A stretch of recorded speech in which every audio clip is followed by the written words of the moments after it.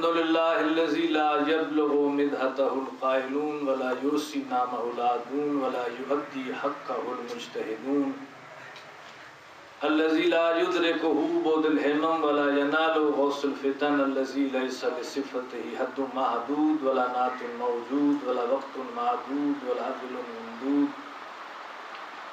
فطر الخلائق بقدرته ونشر الرياح برحمته والصلاة والسلام على أشرف الأنبياء والمرسلين سيدنا ونبينا وطبيب نفوسنا وحبيب قلوبنا أبي القاسم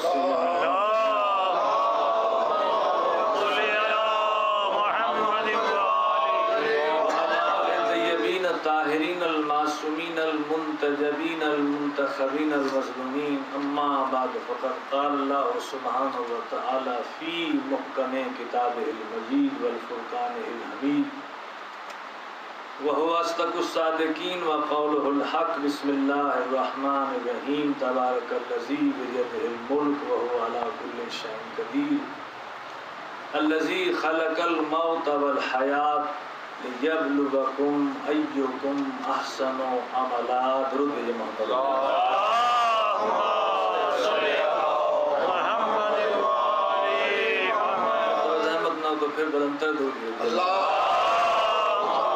صل على محمد وآل محمد میں نے سورہ ملک کا ابتدائی حصہ تلاوت کیا ہے جس میں اللہ نے جو ابتدائی کلام کی ہے وہ تبارک الذی بیدہ الملک بابرکت ہے وہ ذات جس کے دست قدرت میں حکومت ہے بادشاہی ہے سلطنت ہے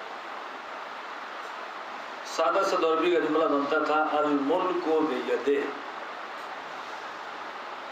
لیکن اس میں اور بیدہ الملک میں بہت فرق ہے اگر صرف یہ ہوتا الملک بیدہ تو آپ اس کا ترجمہ کرتے اللہ بادشاہ ہے اللہ حاکم ہے یعنی اور بھی حاکم ہے اللہ بھی حاکم ہے لیکن جب اللہ نے اس کو پلٹا دیا تو اس کے معنی بن جائیں گے کہ بادشاہ اور حاکم صرف اور صرف اللہ کی ذات ہے یعنی حاکم حقیقی جسے کہتے ہیں اور حکومت حقیقی سلطنت حقیقی جو رکھتا ہے وہ صرف اور صرف اللہ ہے یا اللہ کی بارگاہ سے منتخب ہوا ہوا نبی ہو پیغمبر ہو رسول ہو یا امام ہو وہ ہوگا اور اسی معنوں میں اسی طرح سے وہ حاکم حقیقی ہوگا وہی صفات لے کر آئے گا اسی کے مظہر کا مجموعہ بن کے آئے گا کہ جس طرح اللہ حاکم ہے نہ کسی لشکر کا محتاج ہے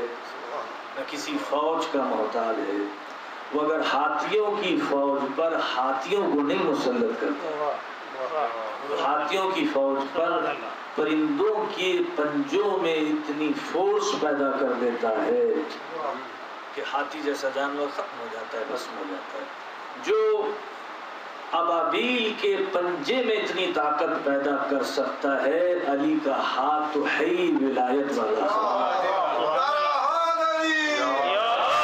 سوچنے والی بات یہ نہیں ہے کہ بھئی مولا کائنات کے ہاتھ میں طاقت کہاں سے آئے گی جس کو 80 افراد کھولتے تھے دروازے کو انگلی کی مدد سے آپ نے اس کو کھول دیا یہ سوچنا ہمارا کام نہیں ہے یہ دیکھیے کہ اس ہاتھ کو طاقت دینے والا کون ہے یہی مولا علی کا کمال ہے کہ اپنے مادی جسم کو مولا کائنات نے اتنا بلند کیا ہے روح علی کی کیا ہے نفس علی کا کیا ہے ہماری ادراک بھی نہیں جا سکتی علی کا جسم کیا ہے جس مادی وجود جو ہمارا ہے یہاں بھی ہماری ادراک نہیں جا سکتی مولا کائنات کا نفس کیا ہے روح کیا ہے یہ صرف اللہ جانتا ہے جو علی کے نفس کا بھی مالک ہے اس کی روح کا بھی مالک ہے اس کے جسم کا بھی مالک ہے وہ صرف اللہ جانتا ہے رسول جانتا ہے کہ علی کس درجہ عرفان پر ہے مادی جسم کو اللہ نے علی نے اتنا بلند کیا ہے کہ آج تک عبادت میں خدا نے کسی کو شامل نہیں کیا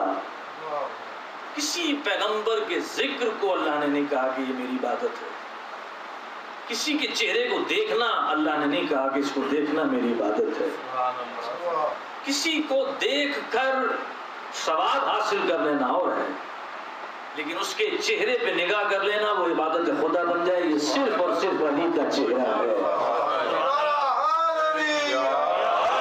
کہ جس کے چہرے کو دیکھنے میں معرفت توحید ہو رہی ہو, اس کے ذکر میں معرفت توحید ہو رہی ہے. اگر آپ دیکھیں تو مولا کائنات کا وجود, مولا کائنات کا ذکر, مولا کائنات کی محبت خود وحدانیت کی سب سے بڑی دلیل ہے کہ جس کا ولی ایسا ہے وہ ولی بنانے والا کیسا ہوگا. جس کی انگشت میں اتنی طاقت ہے کہ وہ ڈوبتے ہوئے سورج کی تنابوں کو کھینچ لے, ولی کا خالق کیسا ہوگا. اب آپ دیکھیے الحمدللہ پڑھے لکھے ہیں کہ کعبہ کی بھی زیارت ہوگی, مشافہ ہوگی کہ تمام معصومین میں 14 معصومین جنہیں ہم کہتے ہیں 14 معصومین, پھر 14 معصومین, یہ تو 14 معصوم ہیں. اس کا مطلب یہ نہیں کہ خاندان اہل بیت میں اور نعوذ باللہ من ذالک غیر معصوم ہو. یہ 14 معصومین ہیں لیکن کسی فرد اہل بیت سے امکان خطا نہیں ہے. شہزادہ علی اکبر ہیں, شہزادہ عباس ہیں, جناب زینب عالیہ ہیں, 14 معصومین میں تو نہیں ہے. کیونکہ جس کو معصوم کی زبان کہے انت عالمۃ غیر معلمہ, سبحان اللہ سبحان اللہ, اما آپ ایسی ہی عالمہ ہیں جیسے کہ ہم, نہ ہمارا کوئی اس دنیا میں معلم, آپ کا کوئی معلم.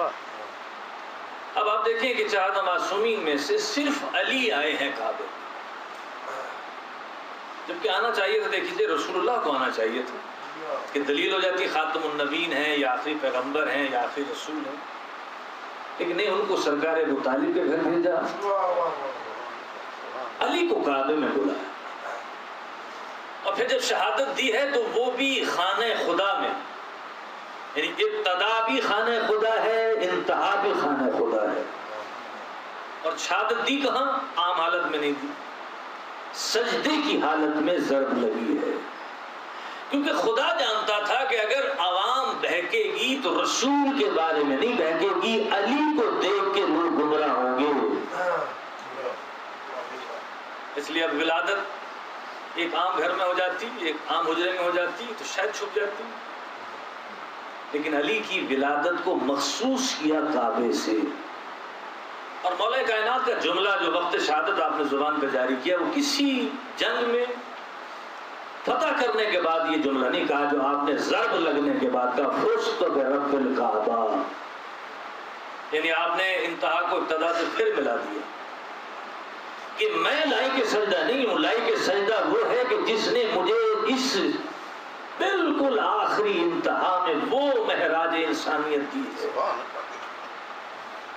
اس لیے پوری زندگی مولا کائنات کی سیرت جو ہے وہ سب سے بڑی دلیل ہے وحدانیت کی, خداوند عالم کی معرفت حاصل کرنے کے لیے. اب آپ دیکھیں قرآن مجید میں صراط مستقیم جو ہے رسول اللہ سے پوچھا گیا, بے شمار کتابیں حوالے موجود ہیں, صرف ہمارے نہیں اہل سنت والجماعت کی کتابوں میں تفسیر میں اس کے حوالے موجود ہیں کہ رسول صراط مستقیم ہے, مولا کائنات صراط مستقیم. لیکن ہمارے ایک ایرانی عالم دین ہے, وہ فرماتے ہیں کہ علی صراط مستقیم نہیں ہے, علی کی محبت صراط مستقیم ہے. کیونکہ علی تو خود ایک منزل کا نام ہے, وہ تو صراط مستقیم نہیں ہے نا, بلکہ جہاں آپ چل رہے ہیں اس چلنے کو, اس راہ پہ چلنے کو جو محبت علی لے کے چلتے ہیں, زندگی گزار رہے ہیں, وہ صراط مستقیم ہے جس پہ سلمان چلتا رہا, جس پہ ابو ذر چلا, میثم تمار چلا. علی تو خود ایک منزل کمال, اور اس کی دلیل انہوں نے دی انا مدینۃ العلم وعلی بابها, میں علم کا شہر ہوں, علی اس کا دروازہ ہے. تو فرماتے ہیں کہ دروازہ کو منزل کی انتہا بتاتا ہے کہ بس مقام آ گیا. اس لیے محبت علی صراط مستقیم ہے. تو کیسے ہے کہ صرف زبانی قولی محبت نہ ہو جب تک کہ فعلی نہ ہو, یعنی ہماری روح کے اندر راسخ نہ ہو جائے, ہمارے قلب کے اندر نہ اتر جائے. کیونکہ علی کی محبت کا سب سے بڑا کمال یہ ہے کہ یہ واجب سے ہٹنے نہیں دے گا اور حرام کے قریب جانے نہیں دے گا. اس لیے مولا متقیان جب بظاہر طور پر اقتدار پہ آئے ہیں اور آپ کے اموال واپس آئے مختلف قریوں سے, علاقوں سے, شہروں سے, تو ہر ایک کی زبان پہ جملہ تھا کہ سرکار ہمیں سمجھ میں نہیں آئی اتنا عرصہ جو آپ گوشہ نشینی اختیار کی ہے، یہ آپ کے شیعان کہاں تھے؟ کوئی قریہ ایسا نہیں ملا، شہر ایسا نہیں ملا جہاں آپ کے نعرے بلند نہ ہو، علی ہمارا مولا ہے، علی ہمارا امام ہے۔ مولا یہ کہاں تھے؟ اب امیر المومنین نے تبسم فرمایا اور اس کے بعد فرمایا کہ میرے شیعہ کی سب سے بڑی پہچان ہے اس سے پہچان لینا کہ یہ میرا شیعہ ہے یا نہیں۔ کتنا ہی اہم کام کر رہا ہو، ادھر واجب کا وقت آ جائے اور وہ کام چھوڑ کے اگر واجب کی طرف دوڑ پڑے تو سمجھ لینا یہ علی کا شیعہ ہے۔ یعنی میزان دے دی امیر کائنات نے کہ صرف یہ نہیں ہے کہ اس سے دیکھ لو کہ زبان سے بہت علی کو مولا کہتا ہے۔ ایک درود بھیج دیجئے محمد علیہ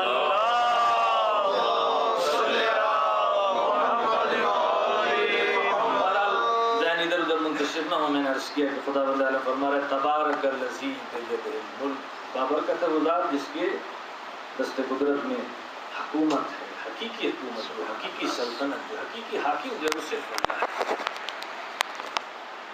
اب دیکھیے یہ بابرکت کہنا اس بات کی دلیل ہے کہ موت کسی آہنی شکنجے کا نام نہیں ہے، لطف الہی کا نام ہے موت۔ یعنی موت زندگی سے اعلیٰ کی طرف جانے کا نام ہے۔ اس لیے کبھی بھی یہ نہیں ہو سکتا تھا کہ خدا ایک گھٹیا شے کے تمنا کا حکم دیتا۔ خدا فرما رہا ہے فَتَمَنَّوُا الْمَوْتَ إِن كُنتُمْ صَادِقِينَ، اگر تم اپنے دعوے میں سچے ہو تو موت کی تمنا کرو۔ تو تمنا اعلیٰ شے کی جاتی ہے، بلند شے کی جاتی ہے، اور پھر تمنا کے لیے لفظوں کا بھی انسان محتاج نہیں رہتا، اس کی آنکھیں بتا دیتی ہیں کہ یہ کسی شے کا متمنی ہے۔ اب اگر کوئی کہے کہ جناب دکھائیے کتابوں سے ہٹ کے، اخبارات سے ہٹ کے دکھائیں، کوئی عمل کا ایسا میدان دکھائیں کہ جہاں ہمیں کچھ انسان نظر آئے ہوں کہ اسے کہتے ہیں متمنی موت، تو آپ قرآن مجید کی کوئی آیت کا رخ بھی کربلا کر دیں تو ہر آیت عملی تفسیر آپ نظر آئے گی کربلا۔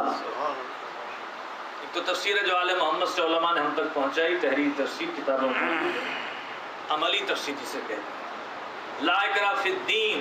اگر کوئی کہے عملی طور پہ دکھائیے کہ دین میں جبر نہیں ہے تو وہ بھی کربلا ہے چھلکتی ہوئی تفسیر کہ امام حسین نے اختیار کے ساتھ تمام شہدائے کربلا کو زنجیروں سے جکڑ کے نہیں، ڈرا کے نہیں، خوف زدہ کر کے ساتھ نہیں لڑے، اختیار کے ساتھ۔ دین میں بھی اختیار دیا گیا، جبر نہیں دیا۔ اللہ نے کسی سے جبر کہہ کے لا الہ الا اللہ محمد رسول اللہ نہیں پڑھوایا، نماز نہیں پڑھوائی، اختیار کے ساتھ۔ اگر صرف جبر ہوتا تو پھر سزا و جزا نہ ہوتی۔ امام حسین نے اس پورے دین کی تشریح کی ہے شب عاشور، جب آپ نے فرمایا میں تمہیں اختیار دیتا ہوں جو جانا چاہتا ہے چلا جائے، اور اس یقین کے ساتھ جائے کہ میں تمہیں جنت بھی دلواؤں گا، لیکن اتنے دور نکل جانا کہ جب میں کہوں حل من ناصر ینصرنا تو یہ تمہاری سماعتوں سے نہ ٹکرائے، شرط یہ ہے۔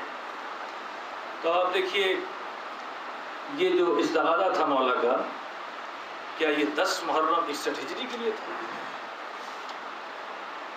ہم جیسوں کی آوازوں کو اگر آج محفوظ کیا جا سکتا ہے اور آنے والی 100 سال کے بعد جو نسل ہوگی اس کو سنایا جا سکتا ہے، تو یہ تو فرزند رسول، حجت خدا ہے، امام ہے، معصوم ہے، ان کا یہ استغاثہ بھی آج فضائے عالم میں محفوظ ہے۔ صرف غور جیسی سماعت چاہیے، سہیر ابن قین جیسی سماعت چاہیے، اس کو سننے کے لیے کہ حل من ناصر ینصرنا، اس کا مطلب یہ نہیں تھا کہ کون ہے جو تلواریں لے کر آ جائے میری نصرت کے لیے، یہ ہرگز مطلب نہیں۔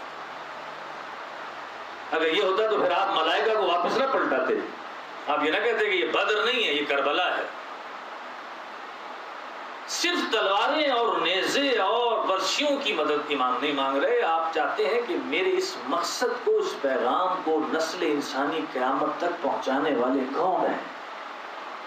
جو اس پیغام کو لے کے چلتا رہے گا وہ کہیں بھی مرے گا لیکن اٹھے گا کربلا والوں کے ساتھ۔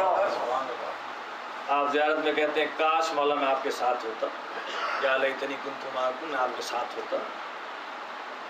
تو پھر یہ یاد رکھیے، یقین کے ساتھ کہیے اس جملے کو، آج کے بعد ایک کیف پیدا کر کے کہیے گا اس جملے کے ساتھ کہ اگر ہم نے حقیقتاً مقصد حسینی پا لیا ہے تو موت کیسے بھی آئے، کہیں بھی آئے، اٹھیں گے کربلا والوں ہی کے ساتھ۔ اس مسئلے کو بھی مولا کائنات نے جنگ صفین کے میدان میں حل کیا. ایک شخص نمودار ہوا، اس نے کہا سرکار میں آپ کا شیعہ ہوں، ہم 2 بھائی تھے، ہمیں پتہ چلا آپ صفین کے میدان میں ہیں، آپ کی نصرت کے لیے ہم آئے ہیں. راستے میں ایک پیغام ایسا آیا شرعی اعتبار سے کہ میرے بھائی کو پلٹ کے جانا پڑا. مولا یہ فرما دیجیے کیا اس کا حصہ اس صفین میں ہو گیا؟ اگر وہ مجاہد ہوتا یا شہید ہوتا تو وہ صفین کے مجاہدوں میں شہداء میں شمار ہوگا؟ تو مولا کائنات نے صرف ایک سوال کیا، یہ بتاؤ تمہارا بھائی مجھے حق پہ سمجھتا ہے؟ اس نے کہا ہاں مولا وہ آپ کو حق پہ سمجھتا ہے. اگر وہ مجھے حق پہ سمجھتا ہے تو اب اسے موت کہیں بھی آئے اٹھے گا وہ صفین والوں کے ساتھ. تو معلوم ہے اگر امام حسین کے مقصد کو پا لیا اور اس کو آگے تک پہنچا دیا تو اب موت کیسے بھی آئے کہیں بھی آئے لیکن اٹھے گا وہ ہر ہی کے ساتھ، زہیر ابن کین ہی کے ساتھ. تو امام نے اختیار کے ساتھ، جبر کے ساتھ نہیں، جو جانا چاہتا ہے چلا جائے. اس لیے ہماری معروف شخصیت تھی برصغیر کے علامہ علی نقی اعلیٰ مقام ہو، وہ فرمایا کرتے تھے کہ جتنا اس دنیاوی زندگی کو ہم نے کربلا میں رسوا ہوتے دیکھا ہے کوئی میدان نظر نہیں کہ امام انہیں زندگیاں دے رہے ہیں ضمانت کے ساتھ. لیکن وہ کربلا والے ایسے تھے، امام کا چناؤ ایسا باکمال تھا کہ وہ ایسی زندگی کو قبول ہی نہیں کرنا چاہتے جہاں دہلیز حسین ہٹ جائے. مولا ہمیں ایسی زندگی نہیں چاہیے جو آپ سے ہٹ جائے. یہاں تک کہ جب اصرار ہوا تو سب سے ضعیف ترین صحابی آ کے ایک جملہ کہتا ہے مولا ہم جاتے ہیں. دیکھیے عزت نفس بھی امام نے کتنی رکھی ہے. کربلا آپ دیکھیں ہر قسم کا درس کربلا میں ملے.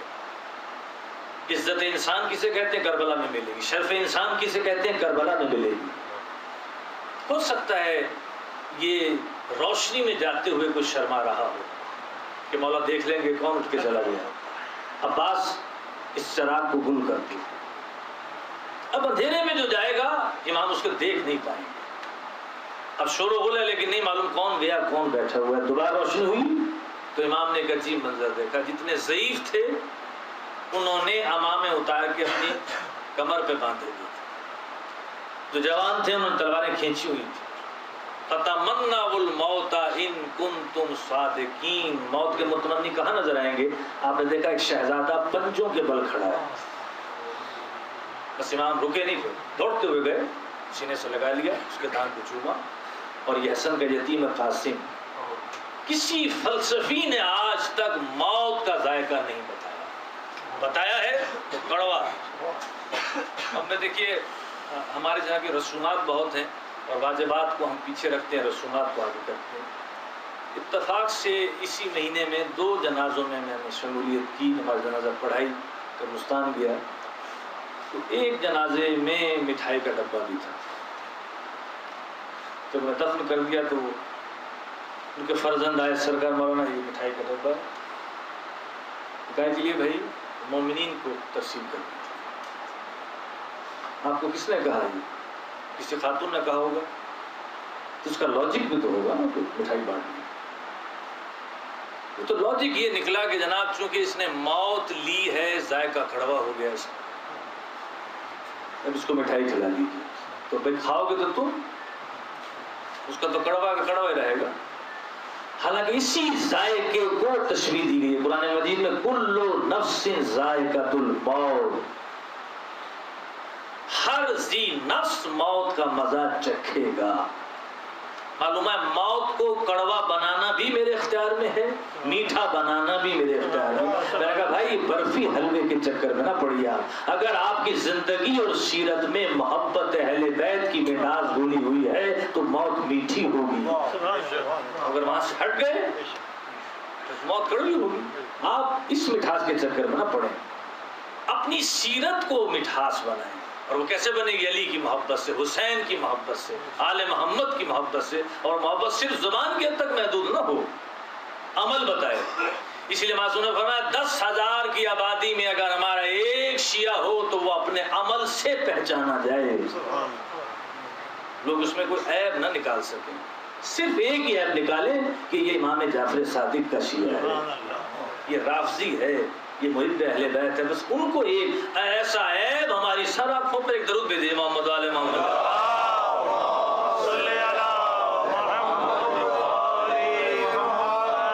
اس موت کو میٹھا بنانا یا اس کو کڑوا بنانا یہ انسان کے اپنے اختیار میں۔ کربلا والوں نے بتایا کہ موت ان کی کتنی میٹھی تھی۔ امام نے کہیں بھی کسی کے ساتھ جبر نہیں کیا، اختیار دیا۔ اب وہ جان چکے تھے کہ یہاں رکنا ہمارے لیے کتنا فائدہ مند ہے اور کتنا باکمال ہو۔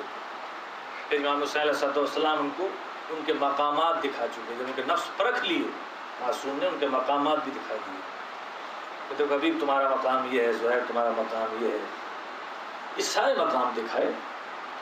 اور ہر کربلا کے شہید نے اپنی شہادت میں ایک درس بھی چھوڑ دیا اور بتایا کہ یہ زندگی بالکل رسوا ہے، تباہ ہے، برباد ہے، ہلاکت ہے اگر وہ امام کی اطاعت و اتباع کے بغیر ہو۔ پھر کربلا ایک ایسی مکمل ضابطہ حیات اور ایسا مکمل درس گاہ ہے کہ کربلا نوع ہی بدل دیتی ہے، جنس ہی بدل دیتی ہے، حیثیت ہی بدل دیتی ہے، شکل ہی بدل دیتی ہے۔ اگر ایک غلام آئے اور شہادت کی اجازت مانگ کے خیمے سے نکلے تو وہ غلام گیا خیمے میں تھا لیکن نکلا ہے تو نائب امام بن کے نکلا۔ جون جو غلام ہے، حضرت ابوذر نے غلام دیا تھا تحفتاً مولا کائنات کو، آپ نے فرمایا میرے بیٹے سجاد کو دے دو۔ کربلا میں جب یہ اجازت مانگنے آیا تو آپ نے فرمایا کہ تم چونکہ سجاد کے غلام ہو جاؤ میرے بیٹے سے اجازت لو۔ جب اس نے اجازت لے لی تو امام کا یہ جملہ ہے کہ ہاں میرا تو اس جہاد میں حصہ نہیں ہے، کم از کم تو میری نیابت میں تھی۔ یہ بھی جملہ علامہ علی نقی علامہ کا میری عادت ہے، جس کا جملہ ہوتا ہے میں اسے منسوب کرتا ہوں، اس میں کوئی حرج بھی نہیں، ان کو بھی ثواب مل جائے گا، مجھے بھی ثواب مل جائے گا۔ وہ فرماتے ہیں کہ یہ ہے کربلا کی حقیقت کہ جب خیمے میں داخل ہوا ہے تو غلام کی حیثیت سے، لیکن جب نکلا ہے تو نائب امام کی حیثیت سے نکلا۔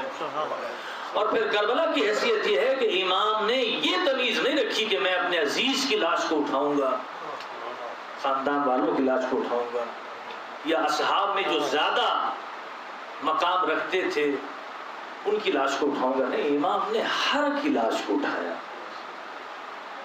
اتنا عظیم امام ہے، یہ میں روک کے جملہ کہتا ہوں کہ دیکھیے ہمارے اختیار میں موت کو کڑوا بنانا، موت کو میٹھا بنانا۔ یقین کیجئے اگر موت کو میٹھا لینا ہے تو پھر لوگ کہتے ہیں، نوجوان کہتے ہیں جناب ہم علی تو نہیں بن سکتے۔ علی آپ بن بھی نہیں سکتے بھائی، علی تو اللہ نے ایک ہی بنایا، اور یہ کمال ہے اللہ کا کہ یہ 14 بنائے ہیں لیکن ان کے کسی 14 کے کردار میں کہیں بھی کوئی تفریق نظر نہیں آئے گی۔ 14 ہیں، زمانے بھی مختلف ہیں، شکلیں بھی مختلف ہیں، زبان 14 ہے لیکن قول ایک ہی ہوگا۔ اگر رسول نے قول جاری کیا تو علی اس کی تفسیر کرتے ہوئے آئیں گے، حسن اس کی تفسیر کرتے ہوئے آئیں گے، حسین اس کی تفسیر کرتے ہوئے آئیں گے۔ 14 قلوب ہیں لیکن جب ارادہ ہوگا تو ایک ہی ارادہ ہوگا۔ 14 اذہان ہیں لیکن فکر 14 کی ایک ہی ہوگی۔ 14 آنکھیں ہیں لیکن نظارہ ایک ہی ہوگا۔ نہیں ہو سکتا کہ پہلے نے کچھ کیا ہو دوسرے نے کچھ کیا ہو، دوسرا اس کی تائید کرتا ہوا آیا، اس کی تشریح کرتا ہوا آیا، اس کی تفسیر کرتا ہوا آیا۔ یہ مسئلہ تھا حضرت امام جعفر صادق علیہ السلام۔ اس لیے مجھے تو نہیں ملا کسی کو، کسی نے پڑھا کسی کتاب میں مجھے بتا دے، کیونکہ ہم مہذب افراد کے ماننے والے ہیں، ہم کبھی ٹکراؤ نہیں کرتے، تکرار نہیں کرتے بھائی۔ آپ دکھائیے کسی کے، تاریخ بشریت گواہ ہے کسی خاندان کے بزرگ نے آنے والی نسل کی ضمانت نہیں لی سوائے رسول کی۔ کوئی دادا نہیں کہہ رہا کہ میرا پوتا مجھ جیسا ہوگا۔ اتنے بڑے بڑے مجتہدین چلے گئے، کسی مجتہد نے نہیں کہا کہ میرا پوتا مجھ جیسا ہوگا۔ آغا خوئی نے نہیں فرمایا تھا کہ میرا بیٹا مجھ جیسا ہوگا۔ آغا خمینی نے یہ کہیں ضمانت نہیں دی کہ میرا بیٹا میرا پوتا مجھ جیسا ہوگا۔ معلوم کہ کوئی غیر معصوم آج تک یہ نہیں کہہ سکا کہ مجھ جیسا ہوگا میرا بیٹا۔ معاف کیجئے، آدم سے عیسیٰ تک کوئی نہیں کہہ سکا سوائے رسول اعظم۔ اولون محمد، اوسطون محمد، آخرون محمد، کلون محمد۔ یہ سب سے بڑی فخر نسل رسالت ہے کہ رسول کو اتنا یقین تھا کہ جیسا میں ہوں ویسا ہی محمد باقر ہوگا، ویسا آخری مہدی دورہ ہوگا۔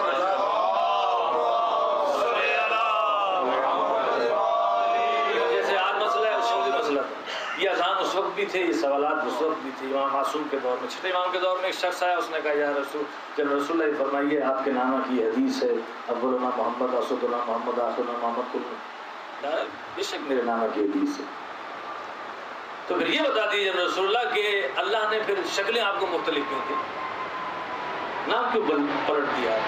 جب ہیں سب محمد آپ، تو پھر یہ علی کیوں، پھر یہ حسن کیوں، یہ حسین کیوں، یہ موسیٰ کیوں؟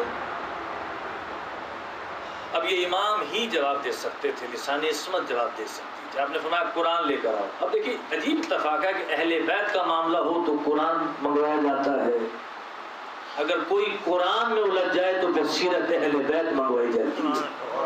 آپ نے فرمایا قرآن اٹھا کر لاؤ، وہ قرآن لایا، فرمایا تمہارے ہاتھ میں کیا ہے؟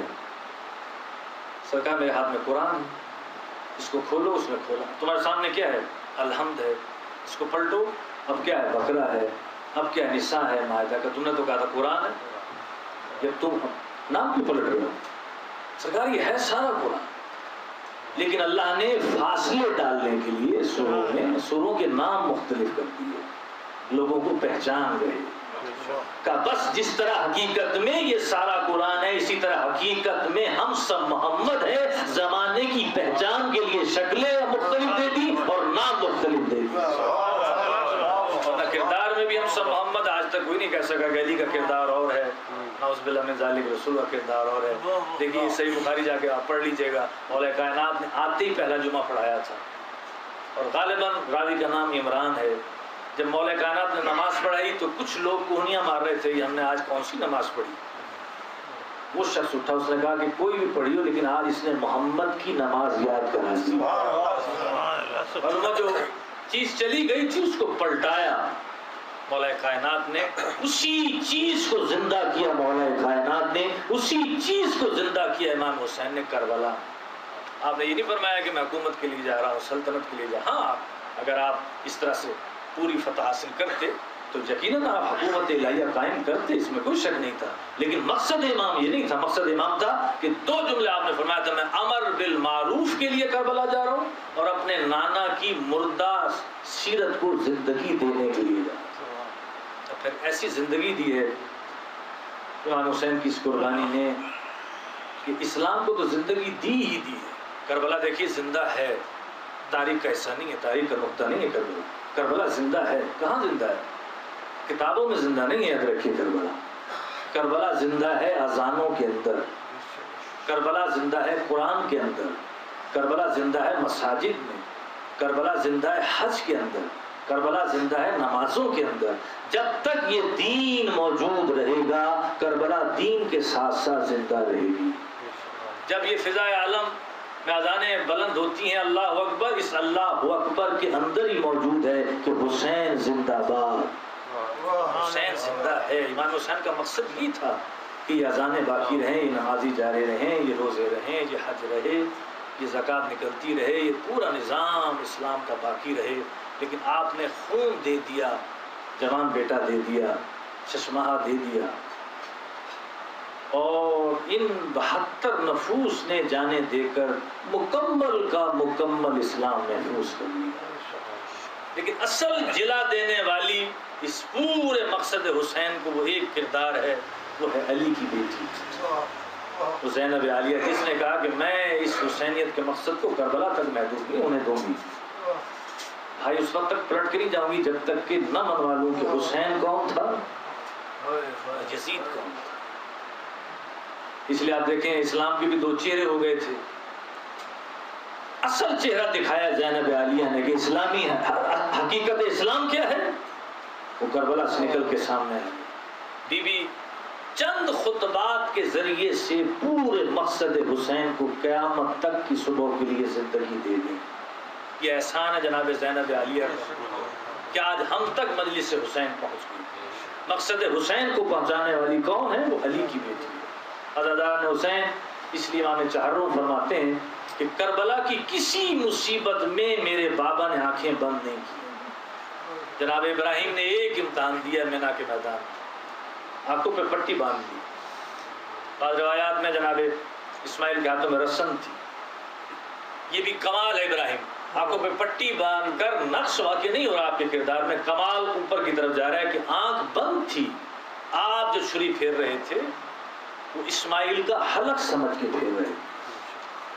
کتنی جلدی عمل ہوا یہ، اور کتنی دیر لگتی ہے چھری پھیرنے. ادھر آپ نے چھری رکھی، ادھر حکم خدا ہوا کہ جلدی جاؤ جبریل. ادھر ارادہ کیا، دمبا خلق بھی ہو گیا. یہ نہیں کہ جنت سے اٹھا کے لائے ہوں یا کسی ریوڑ سے اٹھا کے لائے ہوں جبریل. اللہ نے ارادہ کیا کہ دمبا ذبح ہونا ہے، بس دمبا خلق بھی ہو گیا.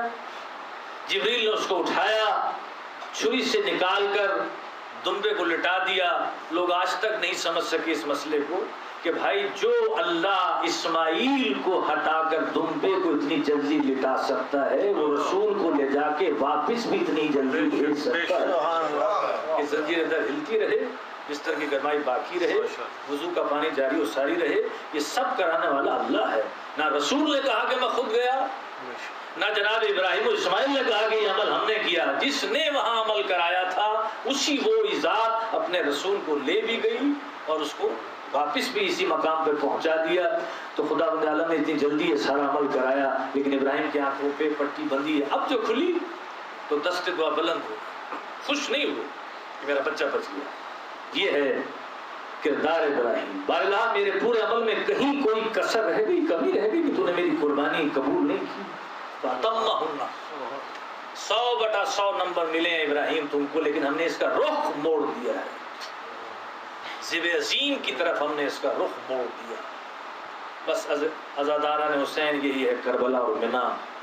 ایک بات یہ ہے کہ جوان بیٹے کو لٹا کر آنکھوں پہ پٹی باندھ کر چھری پھیر رہا ہے، لیکن وہ زندہ اٹھا. لیکن امام چاروں کہتے ہیں کربلا کی کسی امتحان میں میرے بابا نے آنکھیں بند. علی اکبر جوان بیٹا، عباس جیسا جوان بھائی، قاسم جیسا بھتیجا، ششماہا. یہاں تک کہ جب علی اصغر کو تیر لگ رہا تھا تو امام فرماتے میرے بابا نے آنکھیں بند نہیں کی. جب تیر کو کھینچا ہے تو آنکھیں بند نہیں. اکبر کی لاش پہ جانے کا انداز مختلف ہے، لیکن میرے بابا نے آنکھیں بند نہیں کی. علماء مقاتل کہتے ہیں کہ جس شہید نے بھی امام کو پکارا ہے تو آپ ایسے دوڑتے ہوئے گھوڑے پہ جاتے تھے جیسے باز اپنے شکار پہ چپڑتا ہے. لیکن جب اکبر نے پکارا ہے، اور پکارا کیا، صرف سلام کیا تھا. یہ نہیں کہا تھا بابا زحمت نہ کیجیے، میرا سلام قبول کیجیے. علماء کہتے ہیں کہ اب جو چلے ہیں تو وہ بھاگتے ہوئے گھوڑے پہ تو چلے ہی نہیں. چلنا چاہتے تھے دائیں طرف، مڑ جاتے تھے. قدم کہیں رکھنا چاہتے تھے، وہ پڑتا کہیں تھا. ایک منزل ایسی آئی کہ کبھی حسین بیٹھ جاتے تھے، کبھی کھڑے ہو جاتے تھے. اور ایک منزل ایسی آئی کہ علامہ بہاؤالدین عاملی، شیخ جعفر شوستری دونوں اپنے مقتل میں لکھتے ہیں کہ قسم بخدا حسین پر لاش پسر رسید بازو بازو وزان. حسین اس طرح چلتے ہوئے اکبر کی لاش پہ آئے اور اپنے پورے جسم کو اکبر کے وجود پہ گرا دیا اور اپنا رخسار اکبر کے رخسار پہ رکھ کے فرمایا یا بنی الدنیا بعدک لفا، کہ بیٹا تیرے بعد اس دنیا پہ خاک ہے. اور اس کے بعد امام معصوم آج تک کسی لاش سے یہ خطاب نہیں کیا جو آج اکبر سے خطاب کر رہے ہیں. بیٹھ گئے اور کہا علی اکبر اب جا رہے ہو تو جاتے جاتے کوئی روایت مجھے سناؤ. اب بیٹے نے جو روایت سنائی تو وہ عجیب روایت سنائی. کہا کہ ابھی ابھی دادا علی آئے تھے، ان کے ہاتھ میں 2 جام کوثر تھے. ایک جام مجھے دیا تو میں نے سوال کیا دادا یہ دوسرا جام کس کے لیے ہے؟ تو بابا میرا دادا علی بہت رویا اور کہا کہ میرا سب سے جو پیاسا ہے کربلا کا میرا حسین.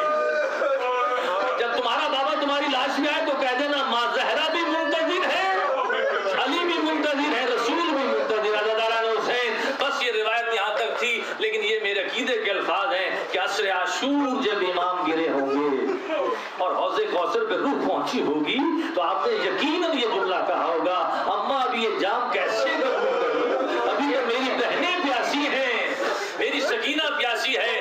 پانی کربلا میں آیا، کہاں سے آیا، کون لایا، لیکن پانی آیا. اس لیے امام سجاد کہتے رہے پھوپھی اماں اسے قبول کر لیجیے، پینا نہ پینا ہمارے اختیار میں ہے. بیٹا کیوں کہہ رہے ہو قبول کر لوں؟ کہا پھوپھی اماں میرے انگشت کے درمیان سے. اب جو دیکھا کہ حوض کوثر حسین سر جھکائے بیٹھے ہیں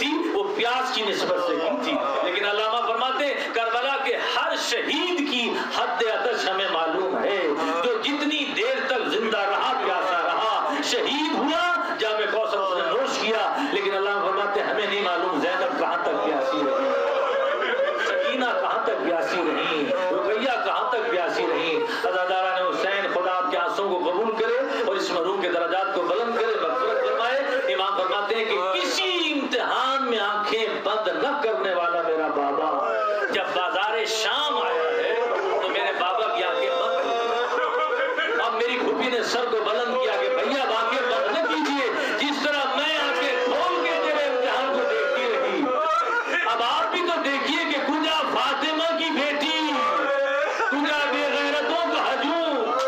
بس عزاداران حسین یہ وہ منزل ہے کہ جہاں امام سجاد نے مرثیہ پڑھا، کربلا کی کسی لاش پہ مرثیہ نہ پڑھنے والا امام جب بازار شام سے گزرا ہے تو مرثیہ پڑھتا ہوا گزرا۔ کاش میری ماں مجھے پیدا نہ کرتی، یہ منظر میں اپنی آنکھوں سے دیکھتا، مجھے بازار دمشق سے ایسے گھسیٹا جا رہا تھا جیسے غلام طور کو گھسیٹا جاتا ہے، لیکن عظمت جناب زینب کبریٰ سلام اللہ علیہا کہ جب یہ حکم آیا کہ یزید نے کہا کہ دربار میں لایا جائے اہل بیت کو، تو آپ نے بڑے باراؤ لہجے سے فرمایا کس کی ضرورت کی جو ہمیں لے جائے دربار میں، ہماری 3 شرائط ہیں، اس کو ایک مانو گی تو میں دربار میں جاؤں گی۔ یہ جو کہا جاتا ناؤز باللہ کونی اور گھٹنوں کے بل چلتی ہوئی گئی تھی، بالکل جھوٹ افسانہ ہے۔ علی کی بیٹی بالکل علی کی رفتار چلی ہے، علی کا لہجہ ہی اپنایا ہے بیوی نے۔ رعبدار انداز میں جب آپ نے جملہ کہا کس کی ضرورت کی جو ہمیں لے جائے، یا ہمیں چادریں دو، یا ہمارے شہداء کے سروں کو آگے کرو، یا ہمارے ہاتھوں کو کھول دو۔ اس سے میں کہتا ہے میں ایک شرط بھی قبول نہیں کرتا، اب حضرت میں کس کی ضرورت کی مجھے لے جائے، میں دست دعا بلند کروں گی، یہ شام نہیں ہوئی۔ یا امام سجاد کی چیخ بلند ہوئی، بیٹا سجاد کیوں روئے؟ کہا پھوپھی اماں میرے بابا کے سر کو دیکھیے، اب جب دیکھا آنکھیں بند ہیں، آنسو رواں ہیں، لبہائے مبارک متحرک ہے اور آواز آ رہی ہے بیوی جس طرح امت لے جانا چاہتی ہے چلی جاؤ۔ اب علماء مقاتل کہتے ہیں اب جو چلی تو بڑی شان کے ساتھ چلی، گھبرا کے نہیں چلی، ایک ایک بیوی کا بازو پکڑتی تھی۔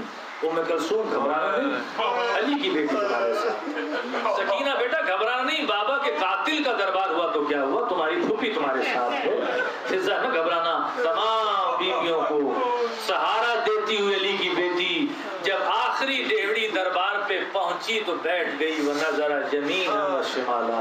یہاں سے پتا چلا کہ علی نے اپنی شہادت کے وقت بیوی کے کان میں کیا کہا تھا، جب کہا تھا سب علیحدہ ہو جاؤ میں زینب سے کوئی بات کرنا چاہتا ہوں، وہ آج پتا چلا، یہ 2 صفر 61 ہجری کو پتا چلا کہ یہ کیا کان میں کہا ہوگا مولا کائنات نے۔ امام سجاد پوچھتے ہیں پھوپھی اماں اس بازار میں کس کو دیکھ رہی ہیں، یہ دربار کے دونوں اطراف کس کو دیکھ رہی ہیں؟ کہا میں اپنے بابا علی کو دیکھ رہی ہوں، میرے بابا علی نے کہا تھا 21 ماہ مبارک میں جب دنیا سے جا رہے تھے بیٹی جب دربار شرابی میں جانا تو اپنے بابا کو آواز دے لینا، میں دیکھ رہی ہوں بابا آپ نے انبیاء کی نصرت کی ہے۔ عزاداران حسین دربار میں یہ قافلہ آ گیا جس امام سجاد منہال کو کہتے ہیں کہ میں وہ بازار شام دربار شام اس کو امام بھول نہیں سکے جب تک زندہ رہے، روتے رہے۔ جب منہال نے کہا مولا بہت روئے ہیں، کہ تم نے انصاف نہیں کیا، ایک جزو گم ہوا، قرآن کہتا ہے یعقوب کی آنکھوں میں سفیدی آ گئی، میرے 18 جزو کربلا میں مارے گئے۔ مولا یہ تو آپ کی میراث ہے شہادت کا، یہ شہادت میراث ہے، لیکن ماں بہنوں کا بازاروں میں جانا میراث ہے۔ اب اس نے کہا کہ مولا مصیبت کہاں ہے، تو آپ نے کربلا نہیں کہا، شام الشام الشام، اس میں سے ایک مصیبت کا اظہار کیا۔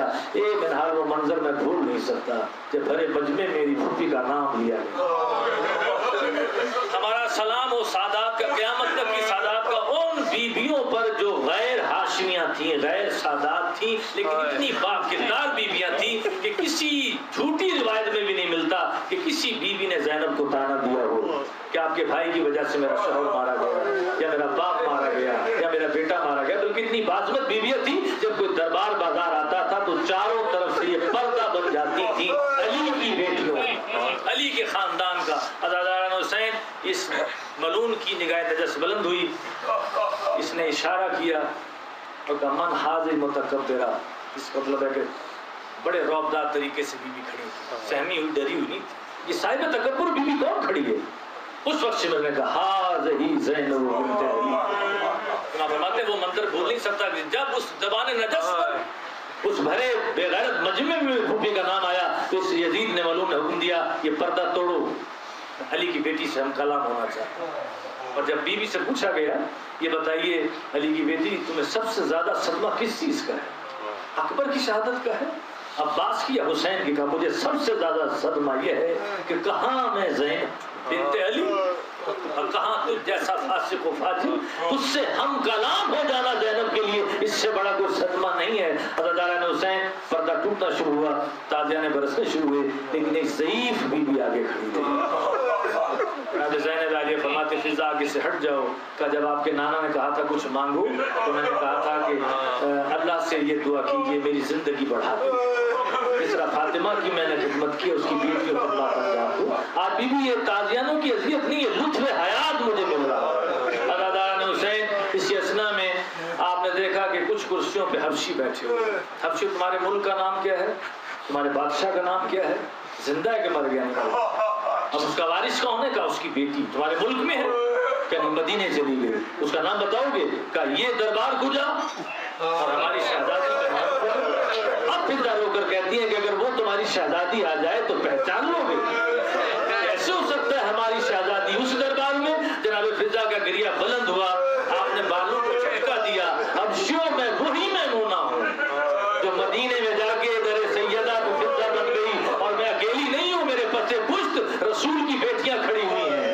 امام فرماتے میں نال وہ منظر میں نہیں بھول سکتا جب تمام حبشیوں نے تلواریں نکال لی اور یزید کے تخت کی طرف بڑھ کر کہا کہ اپنا حکم واپس لو، ہماری شہزادی بے وارث نہیں ہے۔ یہ کہنا تھا کہ زینب کا رخ مدینے کی طرف پھر گیا اور کہا نانا تیری کنیزوں کے وارث موجود ہیں لیکن تیری بیٹیاں اللہ لعنت